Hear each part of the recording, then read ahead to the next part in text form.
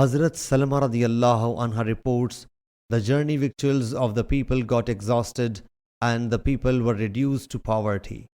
The people came to the Prophet sallallahu alaihi wasallam to ask whether they could slaughter their camels.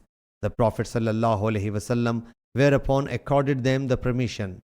Hazrat Umar came across them and they told him the tale. So he said, "How will you do without camels?" Thus they visited the Prophet sallallahu alaihi wasallam and submitted. O Allah's Apostle sallallahu alaihi wasallam, how will the people survive without their camels?